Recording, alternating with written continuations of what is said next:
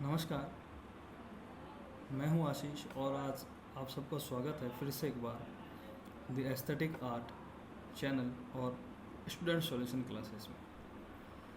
जैसा कि पिछले वीडियो में हमने चर्चा की थी मुग़ल कला के बारे में, उसके उद्भव के बारे में, उसके डेवलपमेंट के बारे में। तो हमने बाबर के बारे में पढ़ा, हमने हुमायूं के बारे में पढ़ा, हमने अकबर के बारे में पढ़ा, कैसे उन शासकों के समय चित्रकला रही, क्या क्या उनमें परिवर्तन आया, क्या चीज़ें उन्होंने सीखी, कौन सी चीज़ें रही जिन्होंने मुग़ल कला का विकास किया। उसी क्रम को आगे बढ़ाते हुए आज हम जहांगीर के बारे में पढ़ेंगे। तो अकबर के बाद में जो शासक मुग़ल सिंहासन पर बैठे वो थे जहांगीर। तो जहांगीर के समय कला का क्या विकास हुआ, कला में क्या नए परिवर्तन आए, उसके बारे में हम थोड़ा सा पढ़ेंगे। तो शुरू करते हैं जहांगीर को। देखिए, जो जहांगीर है वो 1605 के करीब सिंहासन पर बैठे और वो अकबर से भी ज़्यादा कला प्रेमी शासक हुए। उनका रुझान चित्रकला में बहुत रहा। उनके दरबार के जितने भी कलाकार थे वो भी बड़े महान चित्रकार थे। तो जो जहांगीर थे वो खुद, थोड़ा बहुत हम पहले जहांगीर के बारे में जान लेते हैं। जहांगीर क्या थे, कैसे उनका नेचर रहा था। कि जो जहांगीर थे वो खुद विद्वान थे, कला उपासक रहे, सहृदय व्यक्ति थे और प्रकृति प्रेमी भी रहे। नेचर से बहुत लगाव और प्रेम था उनका। इसी वजह से उन्होंने बोला था कि जब मैं मरूं तो मेरा जो मकबरा है वो खुला रखना। इसी प्रकृति प्रेम की वजह से उन्होंने ऐसा बोला था। तो जो जहांगीर है वो विद्वान होने के साथ साथ में कला उपासक रहे, कला प्रेमी रहे और साथ ही साथ सहृदय व्यक्ति रहे। देखिए, मुग़ल कला में जो जहांगीर टाइम पीरियड था उसके अंदर कुछ क्या हुआ कि कुछ समय तक अकबर की जो शैली चली आ रही थी, उसी शैली का यहाँ पर अनुसरण किया गया, उसी को फॉलो किया गया। बहुत टाइम तक उसी चीज़ को फॉलो करते रहे। बाद में क्या हुआ कि बाद में यहाँ पर छाया और प्रकाश का प्रयोग इन्होंने किया। इससे पहले आपने नहीं पढ़ा होगा क्योंकि इससे पहले इसका प्रयोग हुआ नहीं था। क्योंकि जहांगीर के समय क्या हुआ कि जो कलाकार थे यूरोप के, उन कलाकारों में लाइट एंड शेड का जो प्रयोग इन्होंने किया, छाया व प्रकाश का इन्होंने जो प्रयोग किया, उस प्रयोग से काफ़ी प्रभावित हुए जहांगीर और उन्होंने अपने कलाकारों को भी वैसा ही प्रयोग करने के लिए प्रेरित किया। ये अपने कलाकारों को बाहर भी भेजा करते थे ताकि वो चित्रकला का अध्ययन कर सके, कला का अध्ययन कर सकें। तो जहांगीर ने क्या किया कि उस समय छाया व प्रकाश का प्रयोग चित्रों में करना शुरू किया। ये एक नया तत्व था मुग़ल कला के अंदर। तो यहाँ से धीरे धीरे आप देख सकते हैं कि अकबर तक आते आते क्या चीज़ें हुई और उसके बाद में क्या नया चेंज यहाँ पर हमें देखने को मिला। इसके बाद में आते हैं कि जहांगीर का जो प्रमुख कलाकार रहा, उसकी चित्रशाला का जो प्रमुख कलाकार रहा वो कौन था? वो था अक्का रिज़ा। जहांगीर का ये चित्रशाला जो थी जहांगीर दरबार की, तो उसका ये प्रमुख रहा, मेन रहा, हेड था अक्का रिज़ा। ये एक ईरानी चित्रकार रहा अक्का रिज़ा। इसके बाद में जो अक्का रिज़ा है उसकी जो शैली रही, चित्रकार तो ईरानी था पर इसकी जो शैली रही वो रही भारतीयता से परिपूर्ण रही। तो इसकी शैली जो है वो भारतीयता से परिपूर्ण रही। साथ में इसका एक पुत्र था अक्का रिज़ा का, जिसका नाम था अबुल हसन। अबुल हसन जो था वो जहांगीर का बहुत ही प्रिय कलाकार था, जिसने पेंटिंग बनाई थी जहांगीर का सपना, द ड्रीम ऑफ जहांगीर। तो अबू हसन जो है वो जहांगीर का बहुत ही प्रिय कलाकार रहा।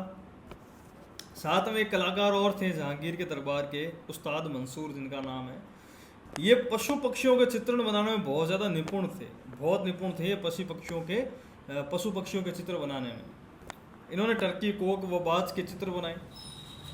साथ में ये जो समय था, बहुत इंपॉर्टेंट बात है कि ये जो समय था, इस समय एक और नयापन हमें क्या देखने को मिला, वो ये कि मनोभावों का चित्रण यहाँ पर शुरू हो गया। हमारे मन के जो भाव होते हैं, मन के जो इमोशन होते हैं, उनका चित्रण भी यहाँ पर शुरू कर दिया गया। इससे पहले आप लोगों ने नहीं पढ़ा होगा उनके बारे में, क्योंकि इससे पहले हमें अकबर का जो टाइम पीरियड था उसमें दरबार से संबंधित चित्र बने, हमें कुछ चीज़ें देखने को नहीं मिली थी जो जहांगीर के समय है, और भावों को इतना महत्व, इतनी तवज्जो नहीं दी जाती थी। तो जो जहांगीर का समय आया उसमें मनोभावों को बहुत ज़्यादा महत्वता दी गई। साथ में जहांगीर के समय जब जहांगीर की पेंटिंग बनाते थे तो उसके समय क्या किया जाता था कि जहांगीर का जो चेहरा था उस चेहरे के पीछे इन्होंने प्रभामंडल बनाया, यानी कि ओज, एक तेज का बिंब इन्होंने पीछे बनाया, आभामंडल या प्रभामंडल जिसे कहा जाता है, वो इन्होंने चित्रित किया, ये दिखाने के लिए कि जहांगीर बहुत सुप्रीम है, दिव्य है, सुप्रीम है। साथ में यहाँ के जो चित्रकार थे उन चित्रकारों को अध्ययन करने के लिए जहांगीर बाहर भी भेजता था। जैसा कि मैंने आप लोगों को बताया कि जहांगीर जो था वो अपने चित्रकारों को अध्ययन करने के लिए बाहर भी भेजा करता था। उनमें से एक थे, एग्जाम्पल के लिए, बिशन दास। बिशन दास को जहांगीर ने ईरान में प्रशिक्षण लेने के लिए भेजा। ईरान में अपनी कला के प्रति जो सीख सकते हैं, जो स्टडी कर सकते हैं, शिक्षा के लिए, ट्रेनिंग के लिए उन्होंने वहाँ पर भेजा ईरान में।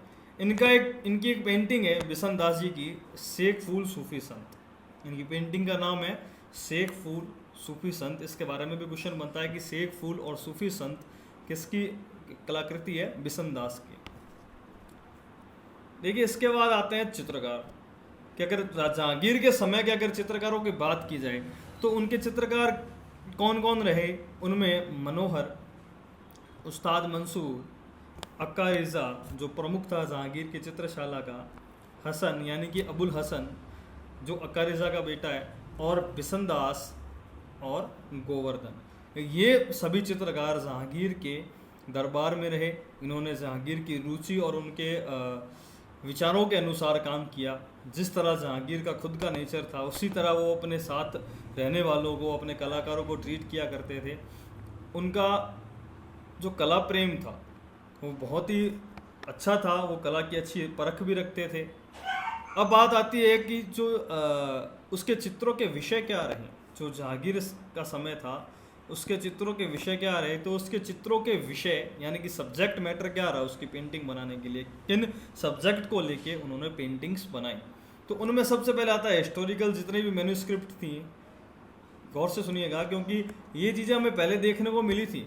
जब हम अकबर की बात करें या हुमायूं की बात करें तो ऐतिहासिक जो ग्रंथ थे, जो हिस्टोरिकल जो मैन्युस्क्रिप्ट्स थी, उनका डिपेक्शन बहुत मात्रा में हुआ उनके समय में। जैसे अकबर के समय आपने पढ़ा कि राय कृष्ण दास जी ने 4 भागों में उसकी चीज़ों को बांटा, रामायण, महाभारत, तैमूरनामा, बाबरनामा, अकबरनामा, ऐसे बहुत सारे ऐतिहासिक ग्रंथ जो थे उनका चित्रण हुआ। पर जहांगीर के समय क्या हुआ? जहांगीर के समय ऐतिहासिक ग्रंथ चित्रों का महत्व क्या हो गया? कम हो गया था। और कौन सी चीज़ें ऐसी थी जो बढ़ गई, जो जहांगीर के समय बहुत अच्छी तरीके से निखर कर आई? उनमें है प्रकृति। जहांगीर को प्रकृति से बहुत प्रेम रहा। प्रकृति और मानवीय जो भाव थे, देखिए ये पहले देखने को नहीं मिला। जो मानवीय भाव थे, जो मानव के जो भाव थे, उन भावों का समावेश हमें जहांगीर के समय की चित्रकला में होता है, चित्रशैली में होता है। इसके अलावा क्या उनका सब्जेक्ट रहा जिनके ऊपर उन्होंने पेंटिंग बनाई? उसमें सामाजिक यानी सोशल पेंटिंग्स भी देखने को मिली, सोशल सब्जेक्ट के ऊपर भी, रिलीजियस के ऊपर, धर्म के ऊपर भी हमें देखने को मिला, और राजनीति के ऊपर भी हमें उनकी पेंटिंग्स देखने को मिली, जिनमें दरबारी चित्र भी मिले, दरबार से संबंधित चित्र मिले। साथ ही साथ आमोद प्रमोद के चित्र यानी हंसी के, दुख के, इन सारी चीज़ों के भी चित्र हमें उनके देखने को मिलते हैं। साथ में आखेट यानी कि शिकार के, हंटिंग के डिपेक्शन भी हमें देखने को मिला, पेंटिंग देखने को मिली। और इसके अलावा उत्सव वगैरह है, रैली वगैरह है, तो इनसे संबंधित चित्रण भी हमें देखने को मिला था। इसके बाद में बात आती है उनकी विशेषताओं की कि जहांगीरकालीन चित्रों की क्या विशेषताएं रहीं। तो जहांगीरकालीन जो चित्र थे उनकी विशेषताएं यानी कि जो प्राकृतिक दृश्य था, जो नेचर का डिपेक्शन इन्होंने किया, नेचर का जो विजुअलाइजेशन उनकी पेंटिंग में रहा, वो कैसा रहा? वो पूर्ण रूप से भारतीय तत्वों से परिपूर्ण रहा। गौर से समझिएगा बात को कि जो प्रकृति का दृश्यांकन उन्होंने किया, प्रकृति को जिस तरीके से उन्होंने बनाया, वो पूर्ण रूप से भारतीय तत्वों से परिपूर्ण है, उनमें सारे भारतीय जो एलिमेंट्स हैं वो देखे जा सकते हैं। इसके अलावा एक चीज़ और भी थी कि चित्रों में यथार्थवादी प्रभाव आ गया था। ये आपको इससे पहले नहीं मिला, क्योंकि जहांगीर के समय चित्रों में यथार्थवादी प्रभाव बहुत आने लगा, क्योंकि उनके जो कलाकार थे वो यूरोप के कलाकारों से प्रभावित रहे। तो प्रभावित रहने की वजह से क्या किया, उन्होंने यथार्थवादी प्रभाव को अपने अंदर ऑब्जर्व किया और उसको अपनी पेंटिंग में लाने का प्रयास किया। जब हम चित्रों का अध्ययन करेंगे तो उसके अंदर मैं कुछ एग्जाम्पल के रूप में जो अकबर हैं, जो जहांगीर हैं, जो शाहजहाँ हैं, उनके समय की एक एक पेंटिंग आपके सामने रखूँगा। और जो जो चीज़ें हमने पढ़ी है उन चीज़ों को अगर हम उस पेंटिंग में ढूंढेंगे, उस पेंटिंग में समझने की कोशिश करेंगे, तो हमारा जो याद करने का कॉन्सेप्ट है या हमारा जो उसको समझने का तरीका है वो अच्छा होगा और हम अच्छे तरीके से उसको और समझ पाएंगे। जो विशेषताएं अभी हम पढ़ेंगे, जिन क्वालिटीज़ के बारे में हम बात करेंगे, उनको जब हम पेंटिंग के थ्रू ढूंढेंगे, देखेंगे, तो हमें पता चलेगा कि ये कहाँ तक सार्थक रही, कौन से बदलाव उनमें उनकी पेंटिंग्स में देखने को मिले। उसी के अंदर देखिए एक बात तो यही रही कि यथार्थवादी प्रभाव उनमें देखने को मिला, ठीक है। रियलिज्म, रियलिस्टिकता उसके अंदर आने लगी। साथ साथ में जो बारीक रेखांकन रहा, रेखांकन बहुत महत्वपूर्ण रहा जहांगीर के समय। उनकी रेखाएं जो थी वो बहुत ज़्यादा बारीक थी, फाइन लाइंस का प्रयोग किया गया, वस्त्रों में क्रीज वगैरह को दिखाया गया, सलवटों को दिखाया गया। और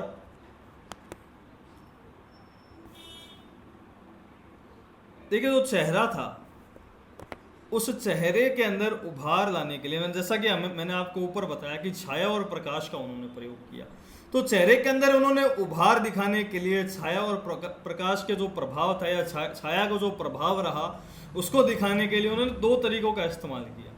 पहला तरीका था खत परदास और दूसरा तरीका था दाना परदास। अब खत परदास क्या होता है, दाना परदास क्या होता है, इनका क्वेश्चन भी बनता है। तो जो खत परदास है वो लाइनें जो होती हैं, जो रेखाएं होती हैं, उन रेखाओं को पुनरावृत करके, यानी कि लाइनों को ऐसे करके रिपीटेशन करके, लाइनों का रिपीटेशन करके उन्होंने एक छाया का प्रभाव दिखाने का प्रयास किया। उस चीज़ को खत परदास बोला जाता है। लाइन का रिपीटेशन किया, लाइनों का एकदम पास पास में लाइनों का रिपीटेशन जब हम किसी सरफेस के ऊपर करते हैं, चेहरे में भी करते हैं, तो वहाँ पर देखने पर हमें छाया का प्रभाव दिखाई देता है। उसी चीज़ को अप्लाई इन्होंने भी किया।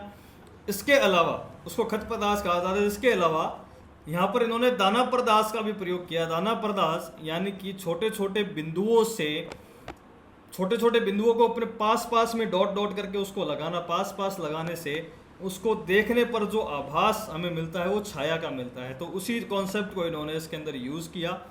तो बिंदु लगाकर प्रभाव बनाना, छाया का प्रभाव बनाना, ये उन्होंने बताया।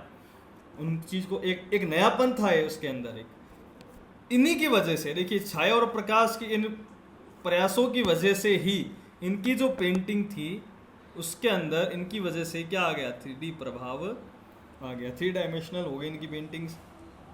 3D प्रभाव यानी त्रिआयामी प्रभाव इनकी चित्रों में, पेंटिंग्स में देखने को मिला। इसके बाद में यहाँ पर जो आकृतियाँ बनी, देखिए जहांगीर के समय जो आकृतियाँ बनी वो ज़्यादा स्वाभाविक है। स्वाभाविक का मतलब ये है कि वो यथार्थता के ज़्यादा करीब है, जैसी उनको होना चाहिए वैसी ही उनकी आकृतियाँ हैं। और साथ में देखिए जो हाथी बने, यहाँ पर जो हाथियों का चित्रण हुआ, एलिफेंट्स का जो डिपिक्शन हुआ, हाथियों का जो चित्रण हुआ, वो अजंता के प्रभाव उसके अंदर देखने को मिलता। जो हाथी बने हैं उनके अंदर अजंता का प्रभाव देखने को मिलता है। और जो रंग योजना यहाँ पर रही, उस रंग योजना कैसी रही, रंग योजना यहाँ पर सूफीपन देखने को मिला। यहाँ के जो रंग थे उन रंगों में हमें सूफियानापन देखने को मिला। सूफियानापन कैसे कि गुलाबी, सफ़ेद या सोना चांदी के जो रंग थे इनका इन्होंने प्रयोग किया। और यहाँ पर जो चेहरे बने, इनके चेहरे कैसे बनाए गए, इन्होंने चेहरों को एक चश्म बनाया। चेहरों को कैसे बनाया, इन्होंने एक चश्म चेहरे बनाए। और एक चीज़ और यहाँ पर जो नई देखने को मिली वो ये थी कि यहाँ पर नारी चित्रण भी हुआ। इससे पहले हमने कभी नारी चित्रण के बारे में नहीं पढ़ा। यहाँ पर नारियों का चित्रण भी किया गया। ये बहुत ही ज़्यादा सुंदर भी बनाया गया इनको, ठीक है। तो ये एक नयापन निकल कर आया जहांगीर के समय मुगल कला में। और सबसे महत्वपूर्ण बात ये थी कि जो चेहरे बने वो एक चश्मे तो बने, पर साथ ही साथ वो बहुत ज़्यादा भावपूर्ण भी थे। उनके अंदर एक इमोशन, एक भाव महसूस किया जाता था। फिर बात आती है इनकी वेशभूषा की। इनकी वेशभूषा कैसी रही? देखिए, जो इनकी वेशभूषा रही, क्योंकि यहाँ पर चित्रण दोनों का हुआ, स्त्री का भी हुआ और पुरुष का भी हुआ, तो जो पुरुष वेशभूषा थी, जो कॉस्ट्यूम थी, उसके अंदर इन्होंने लंबा जामा, पटका रखा और खिड़कीदार पगड़ी इन्होंने पुरुषों को पहनाई। इस तरह के जो आउटफिट था, जो कॉस्ट्यूम थी, उनका इन्होंने चित्रण किया। साथ साथ में ओढ़नी, स्त्रियों के लिए ओढ़नी का प्रयोग किया गया, बहुत ज़्यादा मात्रा में ओढ़नी का प्रयोग किया गया। तो ये चीज़ें जहांगीर की चीज़ों की विशेषता भी रही। और सबसे बड़ी बात कि जो ईरानी प्रभाव था जहांगीर के समय, कला में क्या सबसे मेजर परिवर्तन आया कि जो ईरानी प्रभाव था, उस ईरानी प्रभाव से जहांगीर की कला मुक्त हो गई थी। ईरानी प्रभाव से मुक्त होने के बाद में ये उसके अंदर भारतीयता का समावेश आ गया था। भारतीयता जो थी वो पूर्ण रूप से उसके अंदर समाहित हो चुकी थी जहांगीर के समय में। इन्हीं कारणों की वजह से जो जहांगीर की कला है, वो इन विशेषताओं की वजह से, इस नए नए प्रयोगों की वजह से ही उसको मुगल कला का स्वर्ण काल कहा जाता है, क्योंकि उनमें परिपक्वता थी, कलर को लेके, लाइंस को लेके, बहुत सारे जो अदर चीज़ें थी, उन सारी विशेषताओं के साथ में जहांगीर की कला मुगल कला का स्वर्ण काल या गोल्डन पीरियड भी कहा जाता है। इसके अलावा एक बात और भी थी कि यहाँ पर जो महत्वपूर्ण गुण जहांगीर की कला का रहा वो ये था कि इसके अंदर स्वाभाविकता आ गई। स्वाभाविकता के साथ साथ में यहाँ पर यथार्थता का भी प्रयोग किया गया। तो स्वाभाविकता और यथार्थता को यहाँ पर रखा गया। उनके समन्वय से जहांगीर की जो चित्र शैली है वो बहुत ही अच्छे मुकाम पर चली गई थी। अब बात आती है शाहजहां के बारे में। देखिए, जहांगीर के बाद में जहांगीर का जो टाइम पीरियड था वो 1605 से 1627 तक रहा। 1628 में शाहजहां जो थे वो सत्तारूढ़ हुए। ये क्या थे शाहजहां? थोड़े से यूनिक, थोड़े से अलग, ये थोड़े कट्टर थे, अपने पूर्वजों के मुकाबले थोड़े कट्टर रहे अपने धर्म को लेके। और इनका जो, ऐसा नहीं है कि चित्रकारों का या चित्रकला का सम्मान नहीं करते थे, ये बिल्कुल करते थे, पर इनकी जो खुद की रुचि थी वो स्थापत्य कला में बहुत ज़्यादा रही। जो आर्किटेक्चर रहा, जो स्थापत्य कला रही, उनके अंदर इनकी रुचि बहुत रही। इस टाइम की जो कला थी, शाहजहां के समय की जो कला थी, वो एक नए अवतार में हमें देखने को मिली। वो नया अवतार क्या था देखते हैं। वो नया अवतार ये था कि इस समय की जो कला थी उसके अंदर भाव के स्थान पर जो भाव था, जो हमने जहांगीर के समय में देखा कि जहांगीर के समय भावों को जो अधिक महत्व दिया गया, और शाहजहां के समय जो भाव था उसका स्थान किसने ले लिया था? प्रबंधन ने ले लिया था। कि व्यवस्थितता जो थी, व्यवस्थित करना किसी चीज़ को, प्रबंधन करना उसका, उसके अंदर ये ज़्यादा ध्यान देते, उसके ऊपर उनका फोकस ज़्यादा रहता बजाय कि भावों के। तो ये एक महत्वपूर्ण, एक नया अवतार इसमें देखने को मिला। साथ में शाहजहां की जो कला थी उसके अंदर यूरोपियन प्रभाव पड़ गया था। जैसे मैंने आपको बताया कि जहांगीर के जो कलाकार रहे या जहांगीर जो रहे वो यूरोपियन चित्रों से बहुत प्रभावित भी रहे। उन्होंने उनके कुछ गुणों को अपनी चित्रकला में शामिल भी किया। पर शाहजहां के समय क्या हुआ? शाहजहां के समय यूरोपियन जो प्रभाव था वो और अधिक बढ़ गया था, बहुत बढ़ गया था, जिसकी वजह से इसकी कला जो है वो थोड़ी सी अलग हो गई। कैसे अलग हो गई? कि जो शाहजहां थे उनके समय एक महत्वपूर्ण ग्रंथ चित्रित हुआ था शाहजहां के टाइम पीरियड का, उसका नाम है शाहनामा। ये शाहजहां का एक श्रेष्ठ ग्रंथ है। अब जो चेंजेस हमें यहाँ पर देखने को मिले, कौन सी चीज़ों का प्रयोग हुआ, कौन सी चीज़ें कमज़ोर हुई, कौन सी अच्छी बनी, वो उनके बारे में हम थोड़ा सा देखते हैं। तो यूरोपियन प्रभाव की वजह से कुछ चीज़ें अगर अच्छी हुई तो कुछ खराब भी हो गई। वो ये धीरे धीरे अपनी मौलिकता को खत्म करने वाली थी। देखिए, जो शाहजहांकालीन जो कला थी उसमें जो रेखाएं थी, वो रेखाओं का क्या हुआ? वो रेखाएं दमहीन हो गई। जो लाइन पावर थी एक चित्रकला के अंदर, चित्रकला में जो सबसे महत्वपूर्ण चीज़ है, वैसे तो सभी तत्व महत्वपूर्ण है, पर सबसे ज़्यादा महत्वपूर्ण चीज़ है लाइन। अगर लाइन आपकी कमज़ोर हो, उसके अंदर फोर्स ना हो, वो दमहीन हो जाए, तो फिर चित्र जो है वो चित्र होकर भी चित्र नहीं रहता। तो शाहजहां के समय, जहांगीर के समय जो लाइनें बहुत अच्छी थी, अकबर के समय लाइनें बहुत अच्छी थी, वही लाइनें जहांगीर के शाहजहां के समय क्या हो गई, दमहीन हो गई थी। साथ में यहाँ पर कुछ कौन सी नई चीजें हमें देखने को मिली कि यहाँ पर परिप्रेक्ष्य का प्रयोग हुआ। आपने देखा होगा the procession of Dara Shikoh की बारात, उसके अंदर इन्होंने परिप्रेक्ष्य का यानी कि पर्सपेक्टिव का यूज किया। पास जो आगे आगे खड़े हैं उनके साइज में और जो दूर जाते हुए लोग हैं उनके साइज में बहुत फर्क है, तो उस दूरी का आभास इन्होंने इसके अंदर अपनी पेंटिंग्स में करवाया, जो कि अच्छी बात भी रही। और अगर तकनीक की बात की जाए तो उनकी जो तकनीक थी वो उन्नत रही, बहुत ज़्यादा अच्छी रही उनकी तकनीक। पर यहाँ पर एक चीज़ हमें देखने को मिली कि हिंदू जो विषय थे, हिंदू जो सब्जेक्ट मैटर था, उसके चित्रों में कमी आई। उसके चित्रों में क्या आ गई, कमी आ गई, गिरावट आ गई। हिंदू उस विषय के संबंधित चित्र बहुत कम बने। साथ में यहाँ पर जो चित्र हमें देखने को मिले जिन सब्जेक्टों के ऊपर, उनमें संतों से मुलाकात, जो दारा शिको था उसको फ़कीर, संत, ये सारे बहुत पसंद आते थे, इसीलिए उन्होंने एक पेंटिंग का आग्रह किया था और उन्होंने पेंटिंग बनाई थी कबीर और रैदास के बारे में, आप लोगों ने पढ़ी होगी। तो वैसे ही शाहजहां के समय क्या था, संतों से मिलना जुलना, फ़कीरों से मिलना, या फिर दरबारी जो चित्रण रहा वो मुख्य रहा शाहजहां के समय। यहाँ पर भी हमें नारी चित्रण देखने को मिला।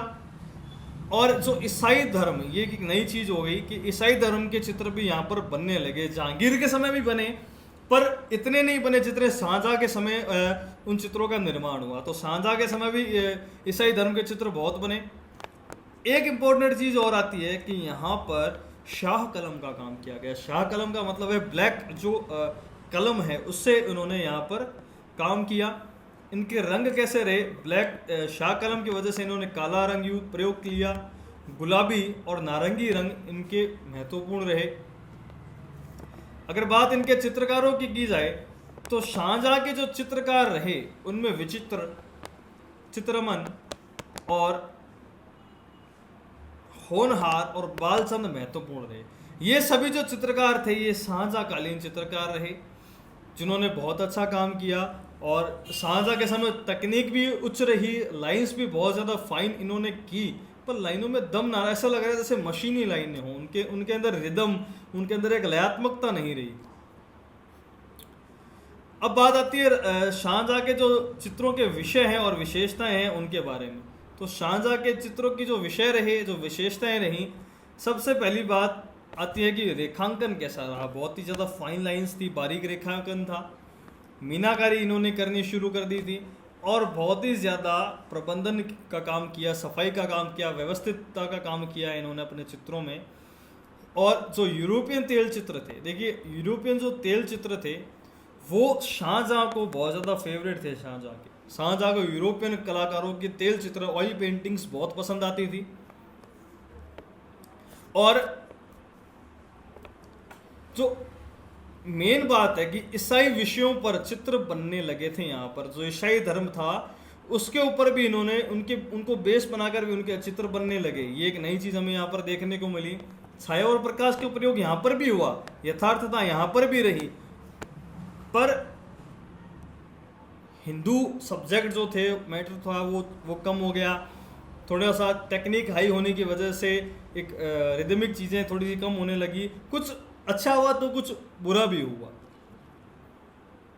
इसके बाद में क्योंकि शाहजहां को देखिए बेसिकली क्या था कि स्थापत्य कला में बहुत रुचि रही, जिसका एग्जाम्पल आप ताजमहल को देख ही सकते हैं।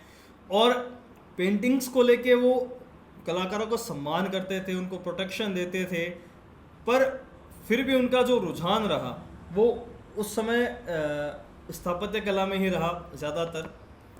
अब अगर बात की जाए कि उनकी वेशभूषा के बारे में कि उनकी वेशभूषा कैसी रही, तो उनकी जो वेशभूषा रही उनमें भी स्त्री और पुरुष दोनों को बनाया। इनकी वेशभूषा में जो लंबा पैजामा पुरुषों में रहा, लंबे बेल बूटेदार दुपट्टे रहे। देखिए डेकोरेटिव काम शाहजहां के समय हुआ था बहुत, तो बेल बूटेदार भी दुपट्टे उन्होंने बनाए। और अगर स्त्री की बात की जाए तो एक जो उनका पैजामा था ये टाइट बनाया करते थे, तंग पैजामा बनाया करते थे, और जो पारदर्शी वस्त्र उनको पहनाया करते थे, जो कपड़े पहनाते थे वो पारदर्शी ट्रांसपेरेंट हुआ करते थे। अब बात आती है कि उनके समय एक चीज़ और हुई कि जो आलेखन था उसके अंदर भी उन्होंने बेल बूटों का काम किया, बेल बूटेदार किया आलेखन को। साथ में जो हिंदू संस्कृति थी, सबसे महत्वपूर्ण बात, जो हिंदू संस्कृति थी उसका जो पुट था, उसका जो रस था, वो कहीं ना कहीं समाप्त हो गया। जैसा हमने पढ़ा कि जहांगीर के समय जो हाथी वगैरह बने उनमें अजंता का प्रभाव हमें देखने को मिला, पर शाहजहां के समय जो हाथी बने उनमें बदलाव आ गया। बदलाव क्या आ गया कि वो चौड़े बनाए जाने लगे, हाथियों को थोड़ा चौड़ा बनाते थे शाहजहां के समय, शाहजहां की शैली में। इसके साथ साथ जो उनके मेन सब्जेक्ट रहे जिनको आधार बना के इन्होंने चित्रांकन का कार्य किया, डिपेक्शन किया, उनमें दरबारी, जो दरबारी सभ्यता रही इनकी, कोर्ट जो ट्रेडिशन रहा इनका, उसको लेके, वैभव को लेके, अदब कायदे जो इन शासकों के हुआ करते हैं उनसे संबंधित, जो राजदूत वगैरह थे उनके, जो अपने पूर्वज रहे उन पूर्वजों की पेंटिंग्स, और जो सम्मानित व्यक्ति थे वहाँ पर उन सम्मानित व्यक्तियों के चित्रों का भी इन्होंने डिपेक्शन किया, चित्रण किया। और जो गोष्ठियाँ, जो मीटिंग्स वगैरह हुआ करती थी उनको भी इन्होंने बनाया। इससे इसी सब्जेक्ट मैटर से संबंधित चित्र यहाँ पर अधिक बने। इसके अलावा यहाँ पर स्वर्ण का लेप प्रयोग किया गया, स्वर्ण लेप का प्रयोग इन्होंने किया, यानी कि जो गोल्डन ब्रश है उसका इन्होंने प्रयोग किया। साथ में इन्होंने लोक गायकों के भी चित्र बनाए, जो लोक गायक, जो फोक म्यूजिशियन होते हैं उनकी पेंटिंग्स भी बनाई। यहाँ पर जो हाशिए बने, यानी कि जो बॉर्डर्स बनाए गए पेंटिंग के, उनको थोड़ा चौड़ा बनाया गया, थोड़े चौड़े बनाए गए, और सजावट पर ज़्यादा जोर दिया इन्होंने। सजावट के ऊपर, जैसा मैंने बताया कि डेकोरेशन पर इन्होंने ज़्यादा जोर दिया। अब बात की जाए एक महत्वपूर्ण तथ्य की, तो वो महत्वपूर्ण तथ्य जिसका क्वेश्चन भी बहुत बार बनता है कि बयाज किसे कहा जाता है, किसे कहते हैं बयाज। तो बयाज जो होता है वो किताबें जो थी, जो पुस्तकें होती हैं, बुक्स होती हैं, उन बुक्स के कवर को बयाज कहा जाता है, जिनको ये बहुत ही ज़्यादा सुंदर तरीके में बनाया करते थे, बहुत ही सुंदर बयाज बनाया करते थे। अब बात आती है महत्वपूर्ण तथ्य की, मुगल कला के पतन के बारे में, कि मुगल कला का जो पतन था उसके बारे में। देखिए, जब मुगल कला का पतन कैसे हुआ, जैसे मैंने आपको पिछले वीडियो में बताया कि अगर किसी चीज़ की शुरुआत होती है तो उसका विकास भी होता है और एक दिन उसका पतन भी हो जाता है। उसी तरह मुगल कला का भी पतन हुआ। पतन किसकी वजह से हुआ? औरंगजेब की कट्टरता के कारण। वो बहुत ही ज़्यादा कट्टर था, बजाय अपने पूर्वजों के, अपने जो पिता थे शाहजहां उनके, औरंगजेब ज़्यादा कट्टर रहा। इसने क्या क्या किया?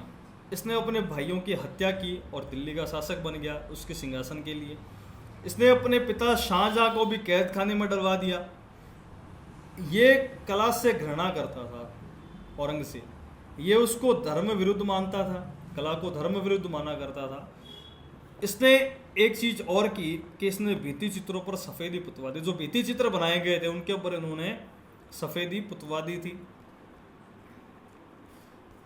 देखिए, इन सारी चीज़ों की वजह से, इन कारणों की वजह से, और जो कलाकार, जो रूलर रहे, जो बादशाह रहे औरंगजेब के बाद में, वो सारे विलासिता में डूबे हुए रहे। जिनको अपनी सुध नहीं थी वो कला की क्या सुध लेते। तो वैसा ही हुआ। इसी कारणों की वजह से, इन्हीं कुछ पॉइंट्स की वजह से मुगल कला का पतन हुआ। और मुगल कला का जो सूर्य था वो औरंगजेब की वजह से ऐसा डूबा कि वापस उदय ही नहीं हो पाया। ये सबसे महत्वपूर्ण बात है। देखिए, जो मुगल कला के बारे में अभी हमने पढ़ा, उसके राइज एंड डेवलपमेंट से लेके, उद्भव विकास से लेके औरंगजेब तक, उसके पतन तक, तो इसमें जो चीज़ें हमें देखने को मिली कि कला में कैसे परिवर्तन हुआ, कला कैसी रही, क्या क्या चेंजेस उसमें आए, अच्छे बुरे, इन सारी चीज़ों को के बारे में हमने स्टडी की, अध्ययन किया इनका, और हर एक बादशाह के अकॉर्डिंग किया, हर एक रूलर के अकॉर्डिंग किया। तो इससे हमें मुगल कला को समझने में बहुत आसानी भी हुई। अब जब हम बात करेंगे तो नेक्स्ट वीडियो में, तो वो बात होगी कि उनकी प्रमुख चित्र कौन से रहे, पेंटिंग कौन सी रही जिनका हमें अध्ययन करना है, कौन सी पेंटिंग के अंदर क्या क्वालिटीज़ थी, या पेंटिंग को देख के हम कैसे पता कर सकते हैं कि उनके अंदर क्या क्या चीज़ें रहीं। उन सब के बारे में हम चर्चा करते हुए मुगल कला के जो महत्वपूर्ण इंपॉर्टेंट जो पॉइंट्स हैं, उन पॉइंट्स के बारे में भी हम पढ़ेंगे, उन पॉइंट्स को भी जानेंगे। कैसे मुगल कला के अंदर जो महत्वपूर्ण तथ्य थे वो क्या रहे, उन चीज़ों का भी हम अध्ययन करेंगे। तो मुगल कला जो है, जिसमें से देखा जाए तो जहांगीर का जो समय रहा वो इनका गोल्डन पीरियड रहा, एक स्वर्णकाल रहा। अकबर के समय जो चित्रांकन हुआ अकबर की रुचि के अनुसार हुआ, जहांगीर के समय जो चीज़ें बनी वो जहांगीर की रुचि के अनुसार बनी, शाहजहाँ के समय जो चित्रांकन हुआ वो उनकी रुचि के अनुसार हुआ। तो मुगल जो कला है, मुगल जो शैली है, वो अपने हर एक रूलर के अकॉर्डिंग डेवलप होती गई। तो हमने मुगल कला के उद्भव के बारे में पढ़ा कि उसका उद्भव कैसे हुआ, बाबर कैसे आया, क्या चीज़ें हुई, कहाँ से वो बिलोंग करता था, कौन सी चीज़ें रहीं, उन सभी का अध्ययन हमने किया। उसके बाद में उसके विकास क्रम के बारे में पढ़ा कि उसका विकास कैसे कैसे हुआ, कैसे कैसी नई नई चीज़ें हमारे सामने देखने को मिली। और अब जो आगे की बात रही कि उनके चित्र कैसे रहे, हमने चित्रकारों के बारे में पढ़ा, चित्रों की कुछ विशेषताओं के बारे में पढ़ा। अब हम उनके चित्रों को देखेंगे कि उनके चित्र कौन से महत्वपूर्ण चित्र हमारे सिलेबस में हैं, और उनको हम स्टडी करेंगे, अच्छे से पढ़ेंगे उनको कि उनके बारे में क्या चीज़ें हम पता कर सकते हैं, कलाकार ने कैसा काम किया, किस में काम किया, और भी बहुत कुछ, कि उनके पीछे का उनका पर्सपेक्टिव क्या रहा, विज़न क्या था, उसकी गुड क्वालिटीज़ क्या थी, उनके कला के तत्व क्या रहे, संयोजन की सिद्धांत क्या रहे, उनके ऊपर भी थोड़ी बहुत चर्चा करेंगे। तो आज की वीडियो में बस इतना ही, फिर मिलते हैं हम कल की वीडियो में, जिसमें हम इन सारी चीज़ों का अध्ययन करेंगे। धन्यवाद।